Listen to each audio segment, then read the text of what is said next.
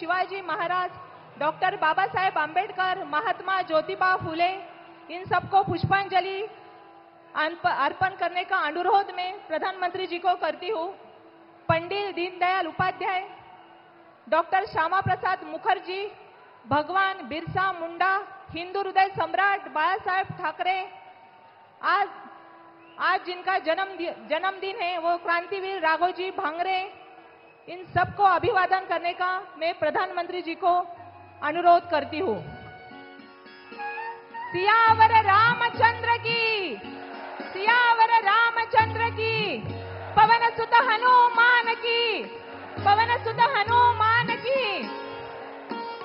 नासिक महानगर के भाजपा अध्यक्ष प्रशांत जी जाधव, नासिक ग्रामीण के अध्यक्ष सुनील जी बच्चा और शंकर जी वाघ, आपको निवेदन है कि आप माननीय प्रधानमंत्री जी का स्वागत तथा सत्कार करें। समृद्ध सांस्कृतिक धरोहर का प्रतीक शॉल एवं प्रभु श्री रामचंद्र के चरणों से पावन इस धरती में हम सबके आराध्य श्री राम जी का गमछा प्रधानमंत्री जी को प्रदान किया गया है तथा ज्येष्ठ नेता विजय जी साने, लक्ष्मणराव साव जी और बाला साहेब सानप जी, हमारा नासिक जिला कृषि प्रधान है। हमारे किसानों का प्रतीक ऋषभ यान तथा बुलेट कार्ड बैलगाड़ी माननीय पंतप्रधान जी को प्रदान करें।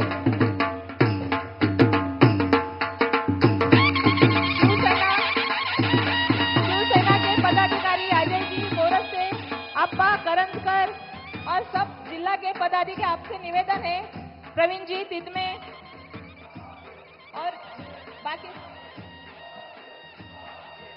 आप सबसे निवेदन है कि आप माननीय पंतप्रधान जी का स्वागत करें।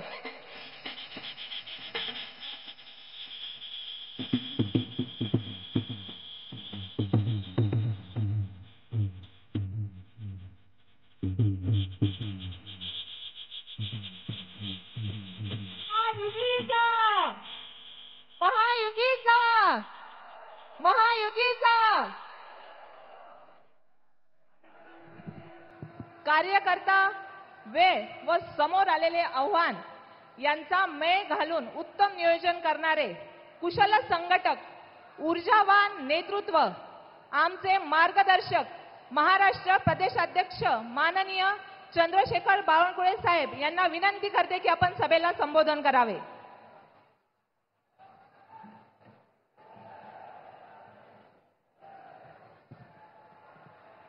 भारत माता की वंदे, छत्रपति शिवाजी महाराज की, महामानव डॉक्टर बाबा साहेब आम्बेडकर की जय भवानी, जय शिवाजी, जय श्री राम, हर हर। अखिल विश्वाचे सर्वात लोकप्रिय नेते, विश्वगौरव युग पुरुष नरेंद्र मोदीजी आपल्याला भेटायला आलेले आहेत। एकदा जोरात टाळ्या वाजून आपण नाशिककरांनी मोदींचं स्वागत करावं। मंत्र नगरी ती यंत्र नगरी असा प्रवास असलेली ही नाशिक नगरी, या नाशिक नगरीमध्ये आज आपल्या या सभेच्या माध्यमातून मोदीजी आपल्या सरकारने कांदा उत्पादक शेतकऱ्याकरता जे निर्णय घेतले आणि आज कांद्याला चांगले भाव आहे म्हणून आमचे शेतकरी या ठिकाणी भेटायला आले आहेत। एकदा मोदीजींचं आपण त्या ठिकाणी टाळ्या वाजवून स्वागत करूया।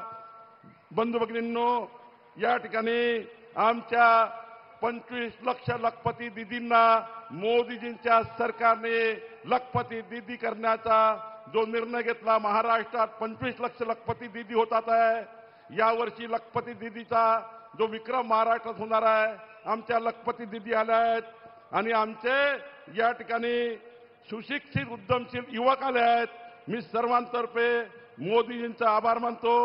खऱ्या अर्थाने या ठिकाणी संत साहित्याची परंपराचा सन्मान मोदीजींनी केला. मराठी भाषा बोलणाऱ्याच्या आपल्या सर्वांचा सन्मान मोदीजींनी केला. संत ज्ञानेश्वर, संत तुकाराम, संताजी महाराजचा सन्मान माननीय मोदीजींनी केला. आणि छत्रपती शिवाजी महाराज, शाहू महाराज आणि डॉक्टर बाबासाहेब आंबेडकरांची आपली मातृभाषा मराठीचा सन्मान माननीय मोदीजींनी केला. आणि म्हणून मोदीजींचा महाराष्ट्राच्या वतीने एकदा जोरात टाळ्या वाजवून आपण स्वागत करूया. बंधू भगिनींनो, खऱ्या अर्थाने मी जास्त वेळ घेणार नाही, पण माननीय प्रधानमंत्री मोदीजींनी मागच्या 10 वर्षात महाराष्ट्राला देशातलं सर्वात उत्कृष्ट राज्य म्हणून पुढे नेण्याचा प्रयत्न केला. देशातलं सर्वोत्तम राज्य महाराष्ट्र करण्याकरता मोदीजींनी या महाराष्ट्राला भरभरून मदत केली. आज या महाराष्ट्रामध्ये या ठिकाणी प्रधानमंत्री आवास योजनेमध्ये 23 लाख लोकांना घरं दिलेत. 1,46 लाख लोकांना जलजीवन मिशनचे नळ कनेक्शन मिळाले. 3,26 लोकांना आयुष्यमान भारतची योजना मिळाली, आरोग्याची योजना मिळाली. प्रधानमंत्री किसान योजनेचे 1,71 लोकांना या ठिकाणी योजना मिळाली. 1,71 लोकांना किसान सन्मान योजनेचा लाभ मोदींनी दिला. जीवन ज्योती विमा योजनेच्या माध्यमातून 1,34 लोकांना महाराष्ट्राच्या या ठिकाणी लाभार्थ्यांना फायदा झाला. किसान क्रेडिट कार्डचा विचार केला, 87 लाख लोकांना किसान क्रेडिट कार्ड मिळालं. अटल पेन्शन योजना मोदीजींनी सुरू केली, 45 लाख लोकांना अटल पेन्शन योजनेचा लाभ झाला.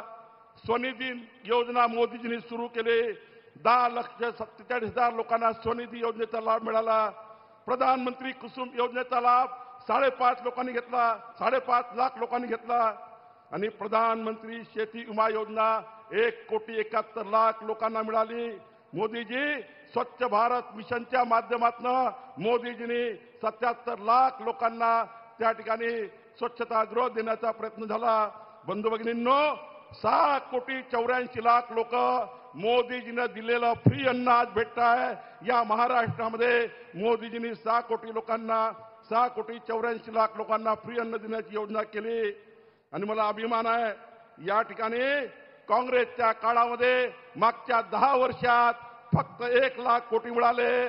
मी सर्वांना टाळ्या वाजवून अभिनंदन मोदीचं केलं पाहिजे. महाराष्ट्राला 10 लाख कोटी रुपये, महाराष्ट्राला 10 लाख कोटी रुपये या महाराष्ट्राला देण्याचं काम मोदीजींनी केलं. आज मला अभिनंदन करायचं आहे. मोदीजींच्या आशीर्वादाने, मोदीजींच्या प्रेरणेने महाराष्ट्रामध्ये लखपती दीदी लेक लाडली, मुख्यमंत्री माझी लेक लाडली योजना सुरू झाली. आणि 2,34 आमच्या बहिणींना 2,100 रुपये महिना, 25,000 रुपये वर्षांचे आता आपलं सरकार आणि मोदींच्या आशीर्वादाने मिळणार आहे. बंधू भगिनींनो, 44 लाख शेतकऱ्याचं वीज कनेक्शनचं बिल माफ झालं. या ठिकाणी आमचे देवेंद्र फडणवीसजी, एकनाथ शिंदेजींनी, मोदीजींनी सुचवलं. आणि आज बघा, 44 लाख शेतकऱ्यांचं बिल शून्य झालं. आणि पुढचे 5 वर्ष 1 रुपयाचं बिल शेतकऱ्याला येणार नाही. ही योजना या महाराष्ट्राच्या सरकारने केली. बंधू भगिनींनो, या ठिकाणी मला जास्त वेळ घ्यात नाही, पण मोदीजींच्या नेतृत्वामध्ये महायुती आलेली आहे. महायुती सुरू झालेली आहे. महायुतीचं सरकार आलं आहे. आणि आपल्या मोदीजींच्या नेतृत्वातली भाजपाची महायुती ही महाराष्ट्राच्या विकासाची आहे. तर महाविकास आघाडी ही महाराष्ट्राचा विनाश करणारी आहे. भाजपासोबतची महायुती महाराष्ट्राचा सन्मान करणारी आहे. तर महाविकास आघाडी महाराष्ट्राचा अवमान करणारी आहे. भाजपाची महायुती महाराष्ट्राला सत्याची दिशा देईल, तर महाविकास आघाडी असत्याची चाल देईल. भाजपाची महायुती महाराष्ट्राची प्रगती करेल, तर महाविकास आघाडी महाराष्ट्राची अधोगती करेल. भाजपाची महायुती या ठिकाणी महाराष्ट्राची आशा आहे, तर महाविकास आघाडी महाराष्ट्राची निराशा आहे. बंधू भगिनींनो, भाजपाची महायुती महाराष्ट्राची शांती आहे, तर महाविकास आघाडी अशांती आहे. भाजपाची महायुती महाराष्ट्राला न्याय देणारी आहे, तर महाराष्ट्रातली महाविकास आघाडी महाराष्ट्रावर अन्याय करणारी आहे. भाजपाची महायुती महाराष्ट्राची एकता निर्माण करत आहे, तर महाविकास आघाडी समाजामध्ये फूट पाडत आहे. भाजपाची महायुती महाराष्ट्राचा आदर आहे, तर महाविकास आघाडी महाराष्ट्राचा तिरस्कार आहे. आणि म्हणून बंधू भगिनींनो, आज मोदीजी आपल्याला ऊर्जा देण्याकरता आलेले आहे. या महाराष्ट्रामध्ये मोदीजींच्या नेतृत्वामध्ये डबल इंजिन सरकार येणार आहे आणि महाराष्ट्राला देशाचं सर्वोत्तम राज्य बनवण्याचा निर्णय महाराष्ट्राची जनता करणार आहे. मोदी जी, महाराष्ट्र की जनता आपके साथ है और आप जो भी हमको इस महाराष्ट्र को डबल इंजन सरकार के माध्यम से जो भी हमको देंगे, हम आपका बहुत बहुत महाराष्ट्र की ओर से आपका बहुत बहुत धन्यवाद व्यक्त करते हुए मेरे 2 शब्द समाप्त करता हूं. बहुत बहुत धन्यवाद. नक्कीच साहेब, आमचा नाशिक जिल्हा आणि नाशिक शहराचे सर्व उमेदवार हे प्रचंड बहुमताने निवडून येतीलच असा विश्वास आपण सगळ्यांनी हात वरती करून आदरणीय पंतप्रधान आणि आदरणीय बावनकुळे साहेबांना द्यायचा आहे. आणि आता विकास की गंगा भारत के घर घर में पहुंचाने वाले आधुनिक युग के प्रधान सेवक, भारत के भाग्य विधाता, जन जन के नायक, माताएं बहनों के आधार, युवाओं के आशा स्थान, ऊर्जादायी करोड़ों लोगों के प्रेरणा स्थान, देश के गौरव, भारत माता के सपूत, विश्व नेता, तेजस्वी, सबसे यशस्वी लोकप्रिय पंतप्रधान जी माननीय श्री नरेंद्र मोदी जी, मैं आपको अनुरोध करती हूँ कि आप अपनी तेजस्वी वाणी से हमको मार्गदर्शन करें. भारत माता की, भारत माता की, भारत माता की जय भवानी, जय भवानी.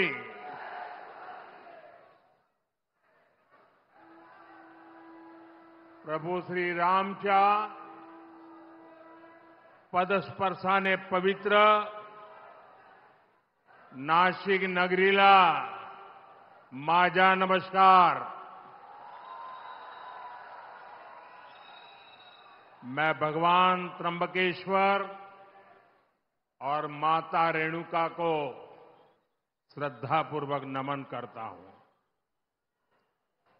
आज महाराष्ट्र विधानसभा चुनाव प्रचार के पहले दिन मुझे नासिक की पुण्य भूमि पर आने का सौभाग्य मिला है. जब अयोध्या में राम मंदिर की 500 साल की प्रतीक्षा पूरी हुई, जब प्रभु श्री राम एक बार फिर वापस आए, तो अयोध्या में प्राण प्रतिष्ठा से पहले 11 दिनों के मेरे व्रत अनुष्ठान की शुरुआत भी यहीं नासिक से शुरू हुई थी.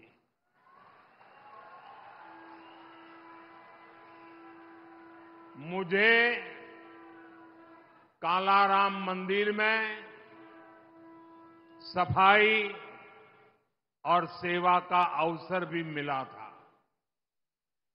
आज एक बार फिर मैं विकसित महाराष्ट्र के लिए, विकसित भारत के लिए नासिक का आशीर्वाद लेने के लिए आया हूं.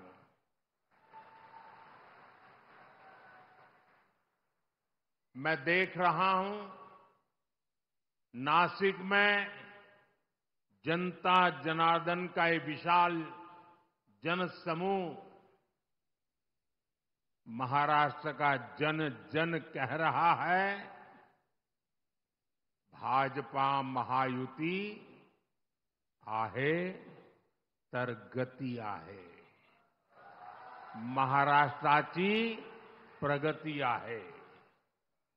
साथियों, आज महाराष्ट्र के प्रख्यात साहित्यकार और कला जगत के मजबूत स्तंभ रहे पूल देशपांडे जी की जन्म जयंती है. मैं उनका पुण्य स्मरण करता हूं, उन्हें अपनी श्रद्धांजलि अर्पित करता हूं. साथियों, आज हमारा महाराष्ट्र विकास कर रहा है। हमारा देश नए रिकॉर्ड बना रहा है, क्योंकि आज देश में गरीबों की चिंता करने वाली सरकार है। जब गरीब आगे बढ़ता है, तभी देश आगे बढ़ता है। इतने दशकों तक देश में कांग्रेस और उसके साथियों ने गरीबी हटाओ का नारा दिया, फिर भी गरीब रोटी, कपड़ा, मकान के लिए मोहताज रहा। लेकिन अब केवल 10 वर्षों के भीतर भीतर देश के 25 करोड़ लोग गरीबी से बाहर आए हैं।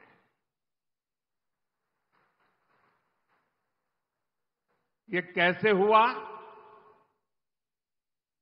ये इसलिए हुआ क्योंकि मोदी की नीयत सही है।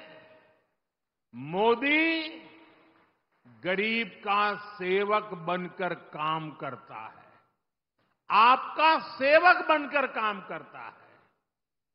ये इसलिए हुआ क्योंकि गरीब के खिलाफ ये लड़ाई केवल मोदी ने नहीं, देश के गरीब ने भी लड़ी, आप सबने लड़ी। आज महाराष्ट्र में 50 लाख से ज्यादा महिलाओं को उज्ज्वला योजना के तहत मुफ्त गैस कनेक्शन दिए गए हैं। जल जीवन मिशन के तहत राज्य के 1.25 करोड़ से ज्यादा घरों में नल से जल ये सुविधा मिलने लगी है। आज महाराष्ट्र के लगभग 7 करोड़ जरूरतमंदों को हर महीने मुफ्त राशन मिल रहा है। राज्य के 26 लाख से ज्यादा गरीबों को पीएम आवास योजना का लाभ मिला है, उन्हें पक्के मकान दिए गए हैं। गरीबों के लिए ऐसे काम लगातार होते रहें, इसके लिए महाराष्ट्र में महायुति सरकार फिर से बननी जरूरी है। साथियों, डबल इंजन सरकार में विकास की गति डबल होती है, साथ ही योजनाओं का लाभ भी डबल हो जाता है। महाराष्ट्र के किसान आज इसका अनुभव कर रहे हैं। यहां किसानों को एक और पीएम किसान सम्मान निधि का लाभ मिल रहा है, साथ ही नमो शेतकरी महासम्मान निधि ये भी मिल रही है।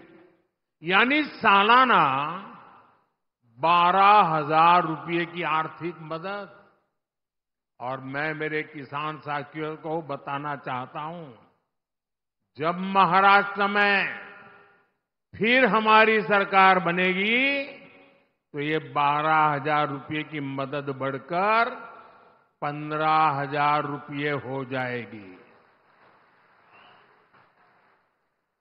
महाराष्ट्र के लाखों किसान परिवारों को इसका बहुत बड़ा लाभ होगा। साथियों, यहां सोयाबीन, कपास, धान और दूध उत्पादकों को भी आर्थिक मदद दी गई है। पेट्रोल में इथेनॉल ब्लेंडिंग बढ़ने से गन्ना किसानों की आय में बढ़ोतरी हुई है। 10 वर्षों में करीब 80,000 करोड़ रुपए इथेनॉल की खरीद में किसानों को मिले हैं। देश का जो रुपया पेट्रोल खरीदने में विदेश चला जाता था, वो पैसा अब मेरे देश के किसानों को मिल रहा है, उनके पास जा रहा है। साथियों, मैं यहां के प्याज किसानों की भावनाएं भी समझता हूं। इसलिए प्याज के निर्यात में सहूलियत के लिए नीतियों में बदलाव किया गया है। साथियों, भारत की प्रगति के लिए महाराष्ट्र का तेजी से आगे बढ़ना बहुत जरूरी है। महाराष्ट्र आगे बढ़ेगा तभी भारत विकसित बनेगा। महाराष्ट्र किस स्पीड से आगे बढ़ सकता है, पिछले 2.5 वर्ष में महायुति सरकार ने दिखाया है। आज देश में आधुनिक इंफ्रास्ट्रक्चर के प्रोजेक्ट्स में महाराष्ट्र बहुत आगे है। यहां हाईवेज और एक्सप्रेस वे बन रहे हैं। आधुनिक टेक्नोलॉजी से जुड़े क्षेत्रों में महाराष्ट्र में निवेश हो रहा है। लेकिन आप मुझे बताइए, अगर कोई सरकार ये काम रोक दे तो क्या महाराष्ट्र आगे बढ़ पाएगा? हाथ तो हिला रहे हो, मुंह से भी तो बोलो। क्या महाराष्ट्र आगे बढ़ पाएगा? महाराष्ट्र के युवाओं को क्या रोजगार के अवसर मिल पाएंगे?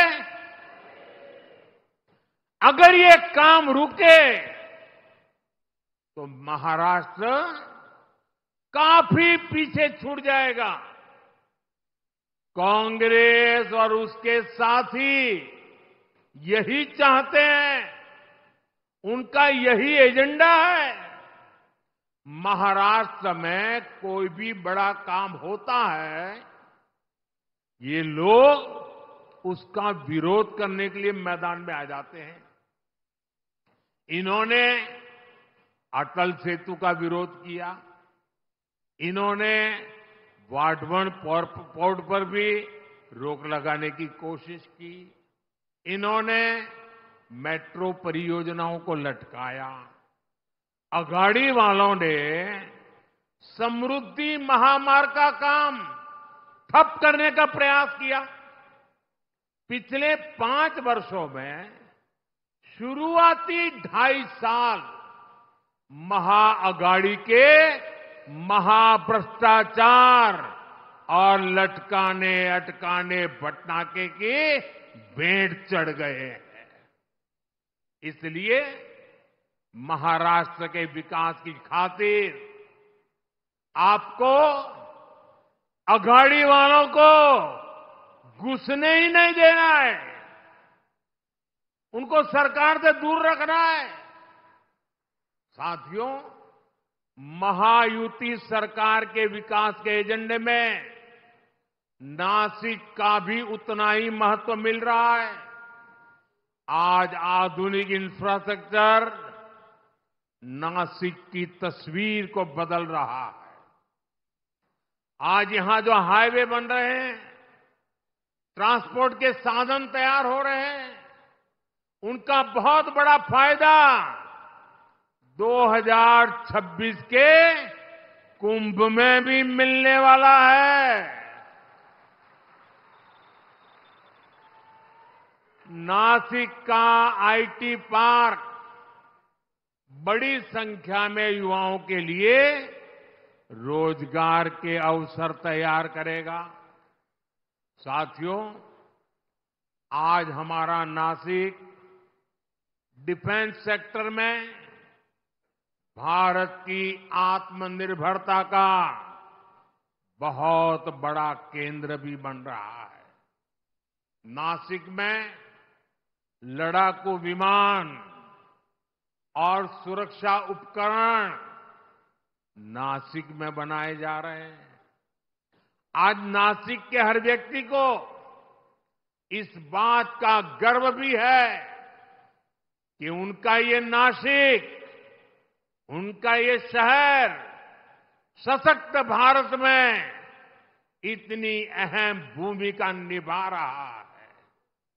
लेकिन साथियों, दूसरी तरफ एक कांग्रेस और अगाड़ी वाले लोग भी है। ये देश को पीछे करने का, देश को कमजोर करने का कोई मौका नहीं छोड़ते। इन लोगों ने डिफेंस मैन्युफैक्चरिंग में देश को पीछे करने के लिए क्या कुछ नहीं किया। इन्होंने एचएएल को लेकर तरह तरह के झूठ फैलाए, विवाद खड़े करने की कोशिश की। इन्होंने फैक्ट्रियों के बाहर धरना प्रदर्शन करवाए, कर्मचारियों को भड़काने की कोशिश की। लेकिन आज वही एचएएल रिकॉर्ड मुनाफे वाली कंपनी बनकर उभरी है। जब नीतियां स्पष्ट होती हैं, नीयत साफ होती है, तो अच्छे परिणाम भी मेरे नासिक के भाई बहन देख रहे हैं। डिफेंस सेक्टर में आत्मनिर्भर भारत की ताकत बन रही है। साथियों, कांग्रेस और इसके साथियों को न बाबा साहब आंबेडकर के संविधान की परवाह है, न कोर्ट की और न ही देश की भावना की। ये सिर्फ दिखावे के लिए जेब में खाली पन्नों वाले संविधान की किताब लेकर घूमते हैं। कल आपने देखा, उनकी पोल खुल गई। जब संविधान की रक्षा की बात आती है, जब संविधान के सम्मान की बात आती है, ते उल्टा ही काम करते हैं। ये कांग्रेस वाले ऐसे हैं, 75 साल तक जम्मू कश्मीर में बाबा साहब आंबेडकर के संविधान को लागू नहीं होने दिया। 75 साल तक देश में एक संविधान नहीं था। जम्मू कश्मीर का संविधान अलग था, वो बाबा साहब आंबेडकर वाला नहीं था। और ये पाप कांग्रेस का था। कांग्रेस ने आर्टिकल 370 की ऐसी दीवार बना दी थी कि बाबा साहब आंबेडकर का संविधान वहां घुस ही नहीं सकता था। भाजपा एनडीए ने आर्टिकल 370 को हटाया और एक देश, एक संविधान लागू किया। और मेरी बाबा साहब आंबेडकर को सबसे बड़ी श्रद्धांजलि है।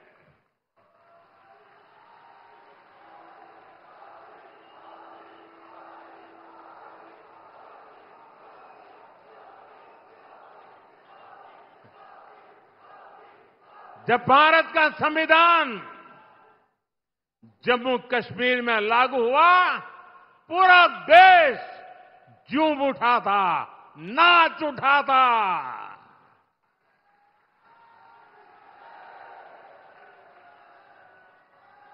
मैं जरा मेरे नासिक के लोगों को पूछना चाहता हूं, नासिक के लोग बताइए, क्या आर्टिकल 370 हटने से आपको खुशी हुई कि नहीं हुई? जरा जोर से बताइए, खुशी हुई कि नहीं हुई? ये कांग्रेस वालों के कान फट जाए ऐसे बोलिए, खुशी हुई कि नहीं हुई? आपको खुशी हुई, लेकिन कांग्रेस और उसके साथियों के पेट में चूहे दौड़ने लग गए। उनको दर्द हो गया। आपने टीवी पे देखा होगा, 2-3 दिन पहले जम्मू कश्मीर की विधानसभा में कांग्रेस और इसके साथियों ने 370 फिर से लागू करने के लिए हंगामा किया। ये लोग फिर चाहते हैं कि जम्मू कश्मीर से बाबा साहब आंबेडकर का संविधान फिर से जम्मू कश्मीर से निकाल दिया जाए, हटा दिया जाए।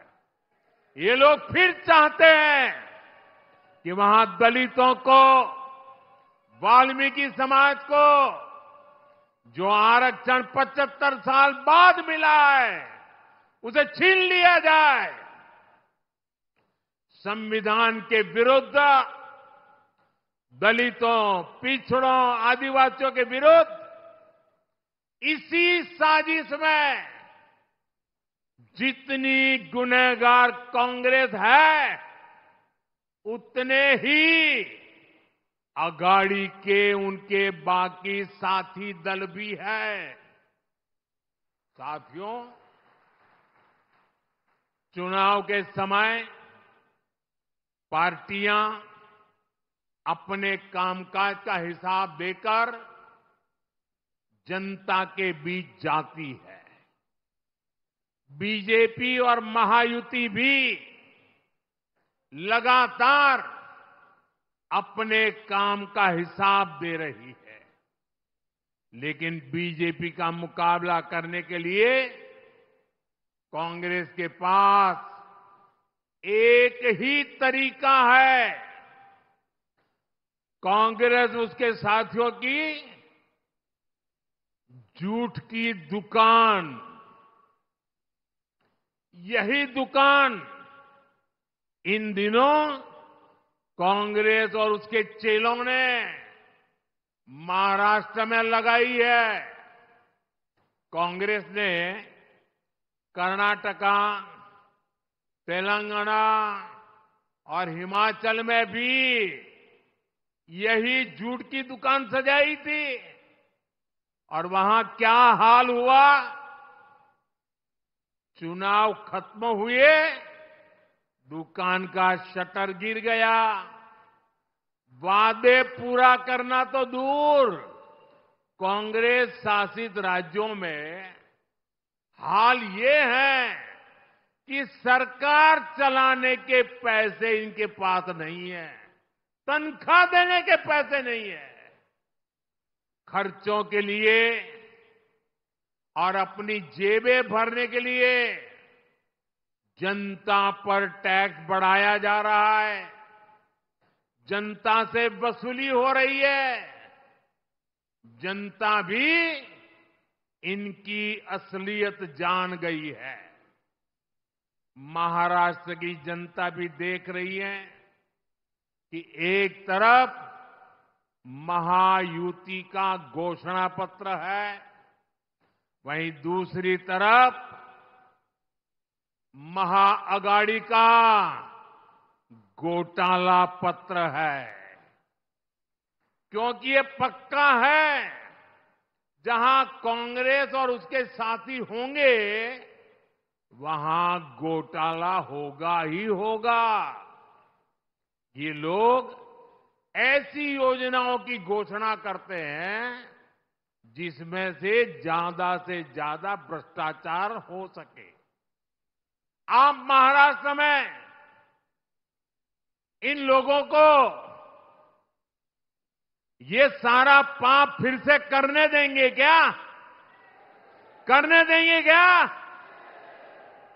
ये धोखेबाजी महाराष्ट्र की जनता के बीच चलेगी क्या? साथियों, पूरे देश ने कांग्रेस की हरकतों के कारण उसे पूरी तरह से खारिज कर दिया है। कांग्रेस अब ऑल इंडिया कांग्रेस नहीं बची। कांग्रेस अब परजीवी कांग्रेस बन चुकी है। ये कांग्रेस पार्टी अब केवल बैसाखियों पर ही जिंदा है। महाराष्ट्र हो, उत्तर प्रदेश हो, बिहार हो, झारखंड हो, ज्यादातर राज्यों में कांग्रेस दूसरी पार्टियों के सहारे ही चुनाव लड़ने की हालत में है। वो अपने पैरों पर खड़ी नहीं रह सकती। इसलिए साथियों, कांग्रेस ने राजनीति में खुद को बचाने के लिए अपना सबसे बड़ा हथियार चला है। ये हथियार है एससी, एसटी, ओबीसी समाज की एकता तोड़ो। एकता तोड़ो और राज छीनो। कांग्रेस के लोग जनजातीय समूह, शेड्यूल्ड ट्राइब, हमारे आदिवासी, एसटी को बांटना चाहते हैं। कांग्रेस के लोग हमारे दलित भाई बहन एससी को बांटना चाहते हैं। कांग्रेस के लोग ओबीसी को बांटना चाहते हैं। साथियों, कांग्रेस के रहते ओबीसी कभी इतना एकजुट नहीं हो पाया। ओबीसी को आरक्षण भी तभी मिला जब कांग्रेस सरकार हटी। नेहरू जी के समय में कांग्रेस ने ओबीसी को अलग अलग जातियों में बांट करके रखा। फिर इंदिरा गांधी जी का भी वही रवैया था। बाद में राजीव गांधी जी आए। इन लोगों ने कभी ओबीसी को एकजुट नहीं होने दिया। और 90 के दशक में जैसे ही ओबीसी एकजुट हुआ, ओबीसी एक ताकत बना, ओबीसी अपने हकों के लिए जागरूक बना, ओबीसी देश की भलाई के लिए कुछ करने के लिए आगे आया। और इसका पहला नतीजा क्या आया?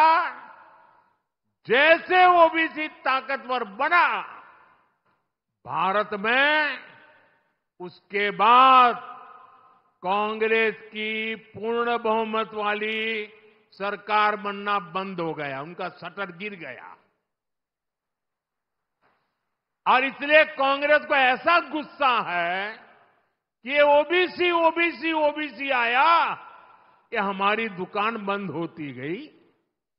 और इसलिए कांग्रेस चाहती है कि ओबीसी समाज को कमजोर कर दो भाई, उनकी एकजुटता को समाप्त कर दो। कांग्रेस का स्पष्ट मत है कि ओबीसी कमजोर होगा तभी कांग्रेस के लिए सत्ता का रास्ता खुलेगा। इसलिए कांग्रेस ओबीसी को बांटकर उनमें दरारें पैदा करना चाहती है। यहां नासिक और इस क्षेत्र में कितनी ही ओबीसी जातियां हैं, कुणबी, माली, वाणी, गुजर, कुंभार, नावी, सुतार, सोनार, देवड़ीगा, धांगर, धनगिरी, गंवाड़ी, शेटवाल, माली, मालिस, नामदेव, आहिर, तंबोली, धावड़, जाटगर, धाकड़ बैरागी, सैगर, कितने सारे। कांग्रेस इन सारी जातियों को आपस में लड़ाना चाहती है। कांग्रेस चाहती है कुणबी ये जाति माली से लड़े, वाणी जाति गुजर से लड़े, कुंभार साथी नावी से लड़े। कांग्रेस चाहती है कि सुतार सोनार से भिड़ जाए। कांग्रेस ओबीसी के तौर पर आपको एकजुट नहीं होना देना चाहती। इसलिए वो चाहती है देवड़ीगा डांगर से लड़े, धनगरी गवांडी से टकराए, नामदेव आहिर से उलझे। कांग्रेस का इरादा है तंबोली दावड़ से झगड़ा करे, जाटगर सैगर से लड़ाई करे। आपकी एकजुटता को तबाह करने के लिए कांग्रेस मैदान में उतरी है। आपकी एकता से, आपकी मजबूती से कांग्रेस को सबसे ज्यादा तकलीफ है। इसलिए वो चाहती है कि ओबीसी अपनी एकजुटता खो दें और कांग्रेस के लिए सत्ता का रास्ता खुल जाए। मैं आपसे पूछता हूं, जब ओबीसी अलग अलग जातियों में बटेंगे तो कमजोर होंगे कि नहीं होंगे? जरा पूरी ताकत से बताइए, कमजोर होंगे कि नहीं होंगे? आपकी ताकत घटेगी कि नहीं घटेगी? और इसलिए आपको याद रखना है, मेरा तो एक ही मंत्र है, हम एक है तो सेफ है। हम एक है तो सेफ है। सच्चाई यही है कि कांग्रेस ओबीसी से नफरत करती है। आज ओबीसी समाज का एक व्यक्ति लगातार 140 करोड़ देशवासियों के आशीर्वाद लेकर तीसरी बार देश का प्रधानमंत्री बना है।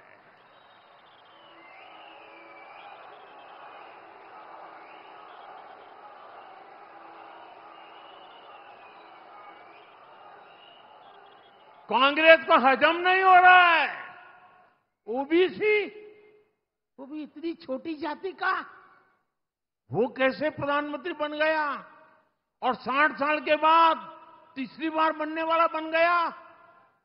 उनको नींद नहीं आ रही है और इसलिए गुस्सा ओबीसी समाज पे निकाल रहे हैं। साथियों, यहां हमें आशीर्वाद देने के लिए इतनी बड़ी संख्या में माताएं, बहनें, बेटियां आई है। आपको याद रखना है, ये महाआघाड़ी वाले महाराष्ट्र की महिलाओं के सबसे बड़े दुश्मन है।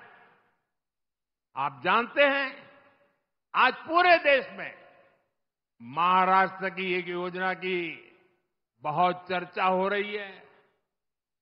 हर एक की जुबान पे वो चर्चा है, माझी लाड़की बहन योजना, माझी लाड़की बहन योजना।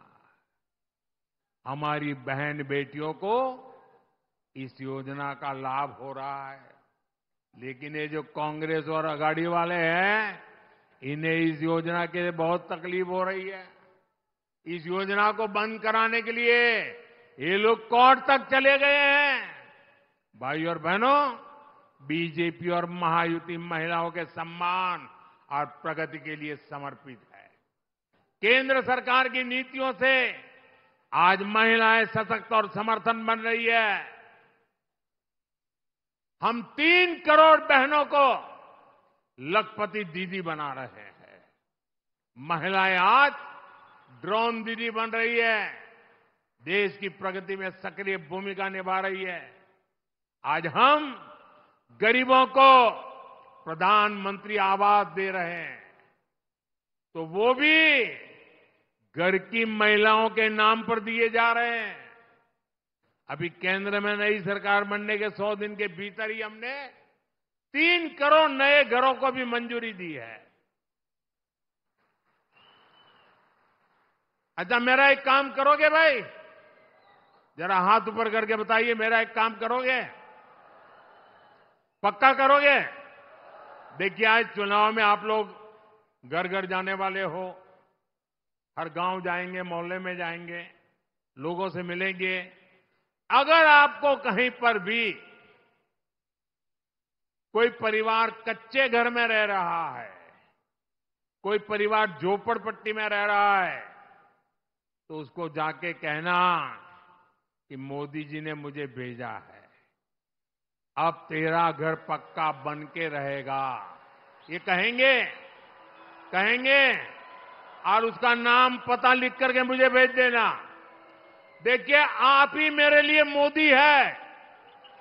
आप जाकर के वादा कर देना, मैंने ठान के रखा है, मैं गरीब के पक्के घर बनाऊंगा। हमने महिलाओं को विधानसभा और लोकसभा पहुंचाने के लिए नारी वंदन अधिनियम भी पास कराया है। यानी जिन बहन बेटियों को कांग्रेस ने इतने दशकों तक शौचालय और सुरक्षा तक से वंचित रखा, अब वही विकसित भारत का चेहरा बनेगी। साथियों, ये चुनाव एक और महाराष्ट्र के भविष्य का चुनाव है। साथ ही ये महाराष्ट्र के सम्मान का और स्वाभिमान का चुनाव भी है। एक और बीजेपी और महायुति है, जिसके लिए मराठी संस्कृति और इतिहास ये हमारी आस्था के केंद्र है। हमारी केंद्र सरकार ने मराठी भाषा को अभिजात भाषा का दर्जा दिया है।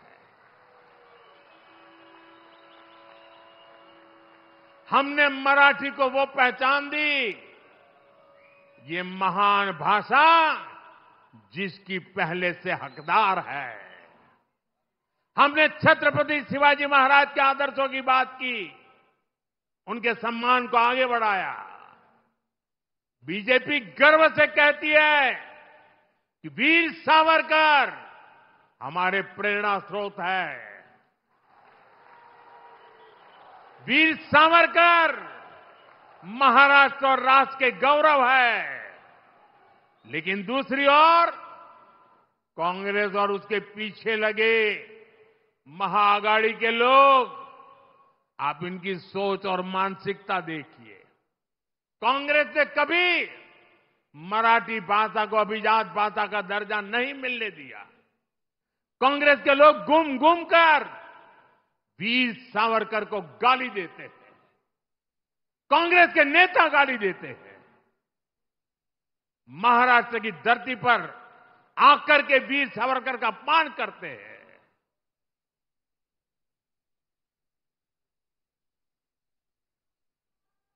और मैंने सुना है कि महाराष्ट्र के आघाड़ी के कुछ नेताओं ने कांग्रेस के युवराज को बिठाया, उसको कहा, भाई महाराष्ट्र में चुनाव जीतना है, तुम वीर सावरकर को अभी गाली देना कुछ दिन बंद करो। उसके मुंह पे ताला लगाया, गाली बोलना बंद करो। और ये देखिए, आघाड़ी वाले, सबसे बड़ा दुर्भाग्य ये है कि सावरकर की विरासत का दम भरने वाले आज आघाड़ी में कांग्रेस के साथ खड़े हो गए हैं। मैं कांग्रेस के महाआघाड़ी वाले साथियों को चुनौती देता हूं। ये चुनौती मेरी महाआघाड़ी वालों को है। ये पार्टियां कांग्रेस के युवराज के मुंह से, कांग्रेस के नेताओं से वीर सावरकर के तप, त्याग, बलिदान के कम से कम 15 मिनट रोज अपने भाषण में प्रशंसा करके जरा दिखा दे। एक युवराज कभी भी वीर सावरकर की प्रशंसा करने की हिम्मत नहीं करेगा।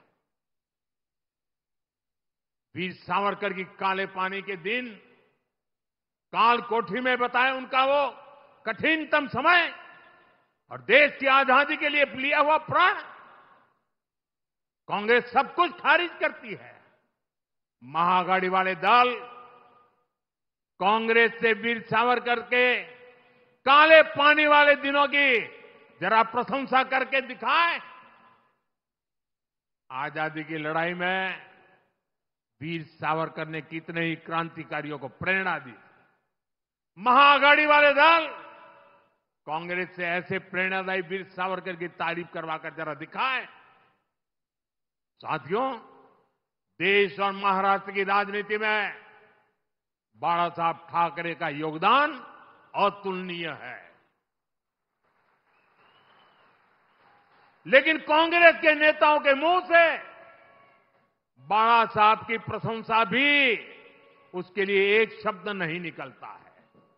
मैं आघाड़ी में कांग्रेस के दोस्तों को यह भी चुनौती देता हूं, वो कांग्रेस के नेताओं से युवराज के मुंह से बाला साहब ठाकरे की उनकी विचारधारा की सार्वजनिक रूप से प्रशंसा करके दिखाएं।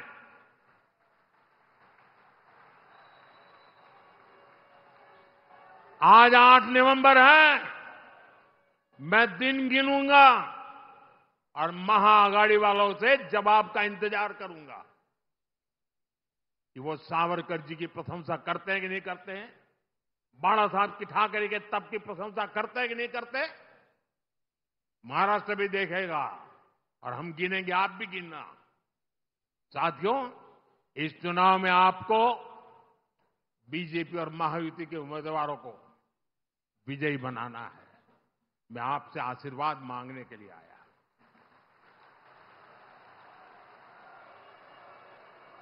मैं आपको विश्वास दिलाता हूं, महाराष्ट्र में आने वाली सरकार बड़े फैसलों के लिए काम करेगी। आप प्रभु श्री राम की तपोभूमि नासिक से हमारे चुनाव अभियान की शुरुआत श्री प्रभु श्री राम के आशीर्वाद से जरूर सफल होगी। हम सब मिलकर विकसित महाराष्ट्र का सपना पूरा करेंगे। आप आए, इसके लिए मैं एक बार फिर आप सभी का आभार प्रकट करता हूं। जो चुनाव लड़ रहे हैं, सभी उम्मीदवारों से मेरा आग्रह है कि आगे आ जाए। जो इस असेंबली का चुनाव लड़ रहे हैं, जरा साथी आगे आ जाए।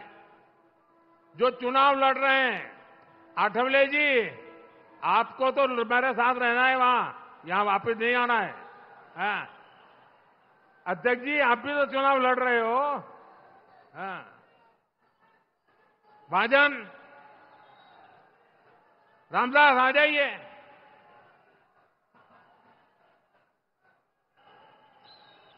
मेरे साथ बोलिए, भारत माता की, भारत माता की। बहुत बहुत धन्यवाद।